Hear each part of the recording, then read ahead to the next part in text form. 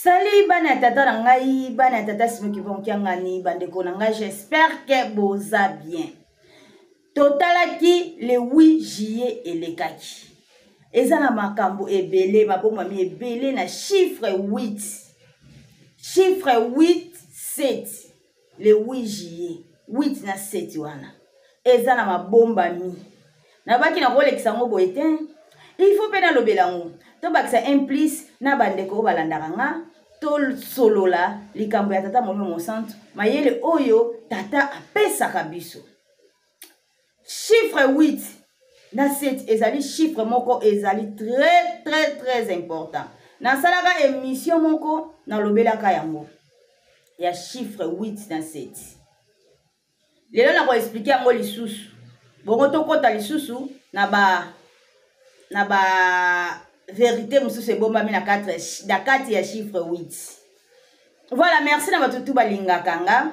Merci vraiment na bana tata simo ki ngani na mona ba commentaire na moni penza en tout cas bolingo ezali. Bilombe ya tata. Biso penza en tout cas bolingo ezalaka. Biso penza to linganaka.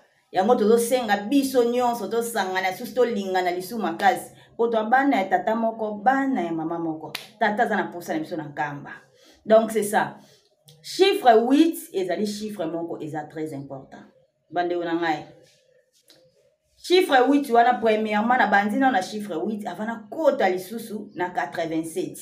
Na calcul oyo nzamba pesa biso na science. Po science bato bakanisa ke science minde bamote bango bana magie. Science ya nzambe babongola ngo magie. Mais science ya solo ya tata momi mosantu ya nzambe oyo vandi na kamba.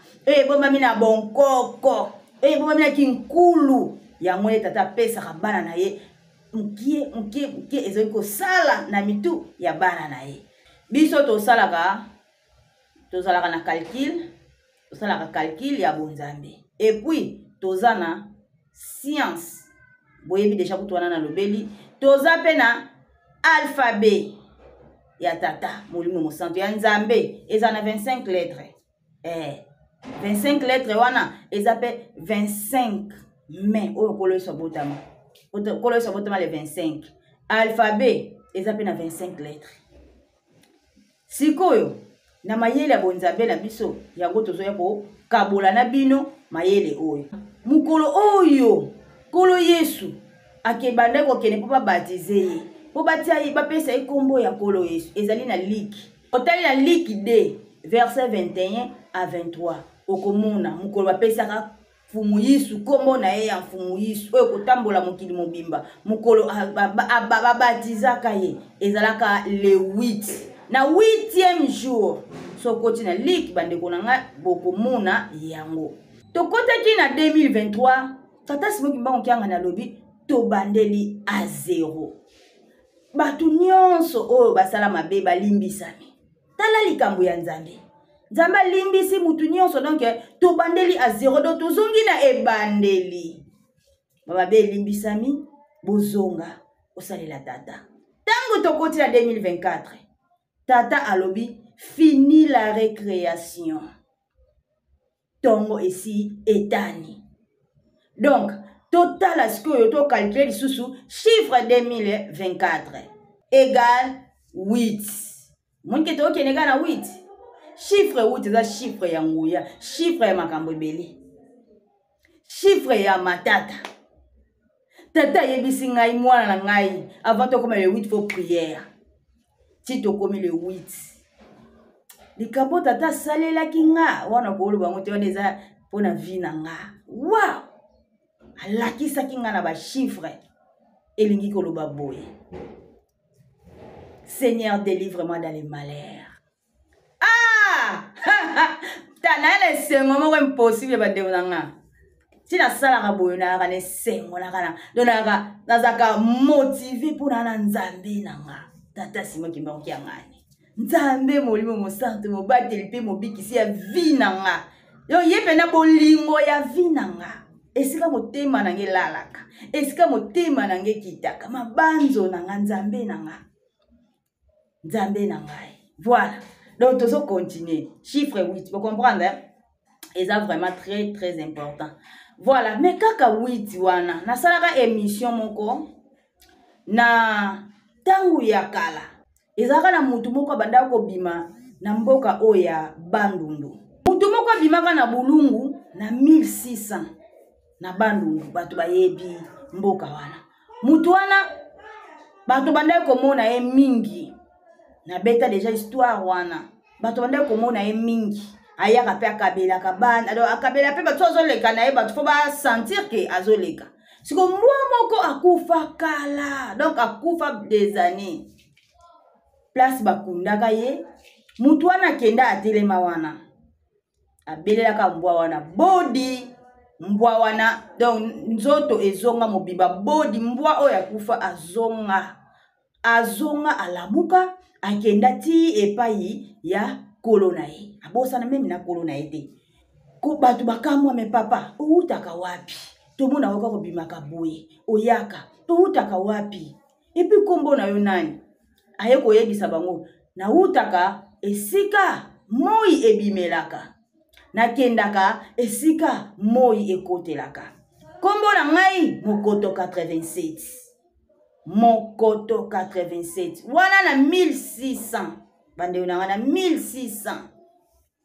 Vous comprenez? Si ko ta wana kutu wana Kinshasa nanu etongami te. Tango Kinshasa ekomi ko tongama. Nde kote wana Papa Diangenda. Papa Diangenda ayeko somba lopango kuna. Ayeko tombe na chiffre 87. Et puis esika wana place Papa Diangenda somba lopango esika peka katata Simon Kimbanga banda ko vanda tango banda uluka musala na tango akala. Bisika o tata Simon Kimbanga banda ko kopemela. Eza bisika o tata Diangenda atonga lingomba. Mokoto 87. Mais ici na 1600. Apesaka kombo na ye Mokoto 87. Tangu tata Simon Kimbangwa ke na prison. Nini cellule na ye ezalaki chiffre 87. Bande onanga sona bina na la musa 87 eza ebele 87. Donc 8 wana le 8 juillet ezali 8 na 7 87 ezali vraiment important, vraiment très important. Mokoto 87 cellule ya tata na Lubumbashi esika salaki na prison 87. Papa Diangenda ayeko kufa le 8 7e mois 87. Pour vous comprendre que tata Diangenda c'est Papa Simon Kimbangwa mais mingi bayebaka te. Mingi bayebaka te. Pour vous comprendre que tata Diangenda ye wana kaka tata Simon Kimbangwa. Papa Simon Kimbangwa peka même Papa Diangenda ye wana ka fumu yisu, ye wana ka Papa Dialungana. Bon bango mesa tuna kati ya mutu moko. Ye wana ka nkolo Yesu. Azalaka na tangu wana. Ye wana Papa Dialungana. Donc les trois trinités Nzambe ye moko na kati ya banzoto misato. Donc c'est ça. Mais batu ba comprenaka likambo wana te. Le 8 juillet eza journée moko ezali journée ya mapamboli. Zela to continuer ba calcul na biso bandeko na ngai bo comprendre mingi to ebisaka bango ke les vrais israéliens eza biso batu moyindo. Biso ba indo nde toza ba vrai israélien. Bozomona. Sikoyo tant Papa Diangenda lobaka soki balobi bana Israël bino bofo bondimaka. Bakimbanyise bolo biso nde bana Israël. Po biso ba indo nde bana Israël. Foto ndimaka eza biso. Yango bomonaka ke makambo nyonso bamema kuna. Ba histoire bamema kuna. Esalama kuna te. Esalama awa na Kongo mboka oya kala. Bana Israël ba Israël mboka oyo. Euta kotomba bamema bongola yango kuna. Et puis même mikolo eso koma kuna te. Mais yango bomonaka ke soki boke kuna mboka na bokuta carte d'Afrique.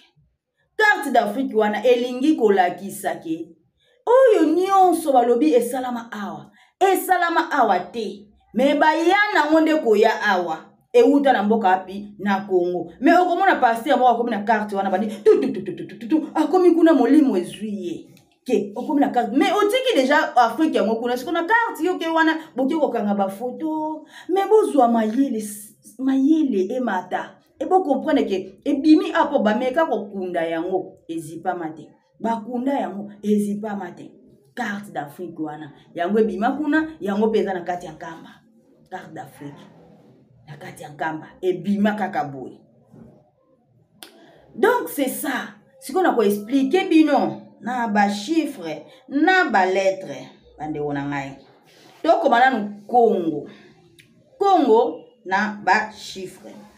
Ba calcul oyo même na classe déjà banda ko tango so oyo sikoyo ezateke ya mundele meza ya biso. Po makambu oyo to salelaka oyo makambu to tanga o ba chiffre banini eza maka science ya Nzambe. Mindelende bazwaka pouvoir bazwaka grâce ya kozwa yango liboso na biso. Mais tellement Satan ngako bebisa nyonso ya Nzambe ba bongola yango kuma magie. Batu bakanzaka o mayele ba biloko wana nyonso botanga eza ba mindele te. Eza ba ngote eza Nzambe. Eza Nzambe tata simaki mbonde apesa bango grâce wana. Apesa bango mayele wana ya kosala makambo wana nyonso. Sikoyo biso ezalaka na bakoko na biso. Bakoko na biso nde batangisa bango makambo wana. Mais tellement que pouvoir ekendaka pa na bango Nzambe apesa bango mwa un quart oyo bakoki kosala oyo balingi. Mais mutu tellement que Satan aza risé aye abebisi yango ekomi magie ba bongoli yango science ekomi makambo ya ekomi kindoki mais science eza kindoki te za pouvoir ya Nzambe mais ba bebisa nde yango o nyonso bozomona eza science ya Nzambe e yana ba calcul makambo nyonso yango wana bozomona Congo soki tosali na calcul ya ba chiffre na ba lettre to sala calcul wana et puis to sala peso su calcul ya Israël to komona ke to kosuka na même chiffre. Donc tout ça la calcul wana na tela bino Congo K ezana 11 O ezana 15 N ezana 14 G ezana 7 et puis O ezana 15 égale 62. Vous moni yango non égale 62. Israël ezali I ezana 9 S ezana 18, R ezana 17, A ezana 1, E ezali na 5, L ezana 12, égale 62. Sikoyo, bino boyebi ke 62, il faut qu'on divise chiffre wana etikala moko. Donc faut to kabola yango. To kabola yango. Yango to kotia sikoyo 6 plus 2 nde ebimi 8. Vous voyez que tozongi na chiffre 8. Tozongi kaka na chiffre 8. Donc c'est ça. Po boyeba ke mboka wana ezalaki mboka ya kuna te, ezalaki mboka ya batu wana te ba orene na mboka wana. Makambo nyonso ezalaka nango awa. Fumu iso koma na ye kuna te. Kaka awa. Ba histoire nyonso basali na mboka nyonso. Nyonso eza lokuta, nyonso ba créer yango. Donc eza politique. Eza politique. Makambo ebele eza na nukache na nobimite. Makambo ebele eza na nukache o na nobimite o penake bandeko o bazali banda ba ona ba comprendre te bolamuka. Bo secret ya mukili, secret ya monde. Evandi na kamba Nouvelle Jérusalem. Esika Nzamba vandi. Esika mabota na mabota bakoya bokoluka Nzambe kimbangu. Esika tataza kuna nde secret ya makambo nyonso ezali. O boluka nkolo Yesu aza na kati ya nkamba. Boluka nkolo Yesu bokenda lukele kuna azala na kuna te. Bozo bengi na bakombo oyo ezo sepelisa ete. Mais fumu Yesu tozana ye na 4e génération. Oya lobaki ke akei me akoumela ta koya akovanda na biso longo azali na kati ya kamba. Bon, na kotisi mwa dossier muke po comprendre ke mboka wana ezala kuna te makambo nyonso bakoma kuna o nyonso basala kuna ba site historique ya lokuta o basala kuna esalama kuna te esalama nango kaka na Afrique. Fumu Yesu akoma ta na bamboka wana te ya ona kotisi mwa muke histoire mais tozo lobela na 87.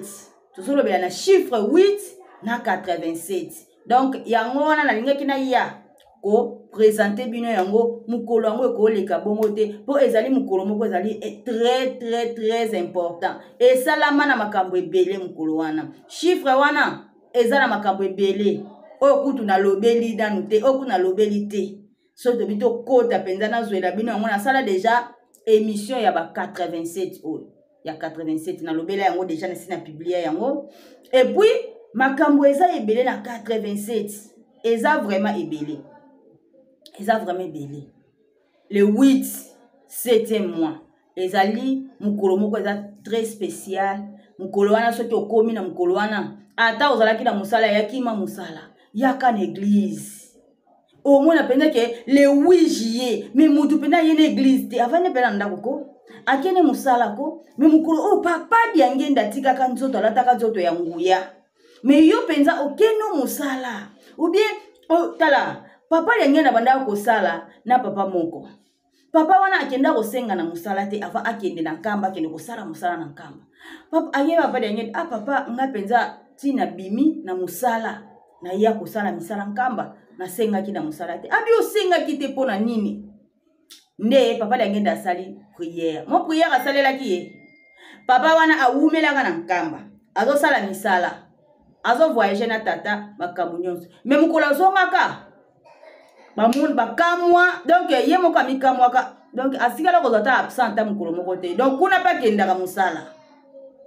kuna pe akendaka musala mais ye moko akamwe mais comment nga nazalaki na papa diangenda nazosala misala kuna comment na musala nazwi ata absent moko te et puis de chaque jour nakendaka musala eza mystère nzambe mukolo oyo eza likambo ya mutuya elingomba na biso ndeko nanga ko négligeaka yango te po biso nde toyebi secret ya likolo secret ya bonzambe ngomba ya siona eza nde na nkamba likolo oyo bato babulaka azobondela tomboli miso likolo azobelela nzambe te nzambe aza na kati ya nkamba mais sikoyo mukolo ba date historique yo peno néglige oke musala mais tiango en épreuve kokende musala te lwa tatanga na ke kokumisa po eza mukolo oyo eza très important makasi ngai na ke kokumisa yo na oke musala te kuna nkolo gérer ya ko gérer okozala décès ta mukolo moko te mais bato baye na bango pe église te bake na bango makambo na bango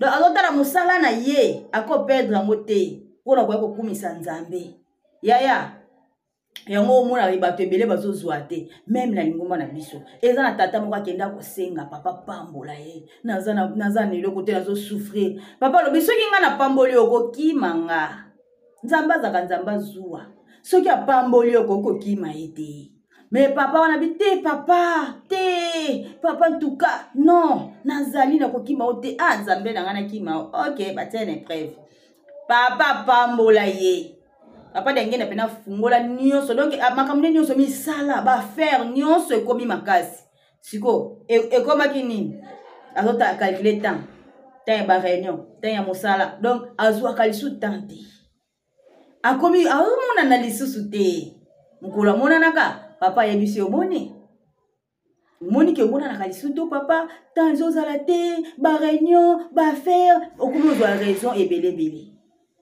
zoka nde il faut ko biye bakomi kabola nzambe akitisa biso asala biso na elilingi na bango po biso tosalela bango donc tellement que yo pe na mokili ozosala mais yeba ki oza na nzambe pe mukolo oya ye oya ye tata kolinga ko négliger yango te pona musala po ye moko pe akosilika pe balongoli pe na musala donc ye moko pe oyo kokumisa ye opesi tie en épreuve akoki pe kosala pe bamatisa o na musala mais bato bayeba wana te ba négligeaka mingi ba jour ba date historique pona misala na bango mais ezala vraiment pas mais eza mukolo moko eza très important eza mukolo moko donc tellement oyebi ke na 0 heure makambo wana donc tokoti na date yango okobanda ba prière na yo ozolela mama na nzambe po likolo ezaka ya kofungwama kambe ezotala biso lolo ezotala lipamboli ezokita ntango yo ozosenga mais soki yo otie yango mopanzi ozobule kusala na yo ozobule mukolo wana te faute kozala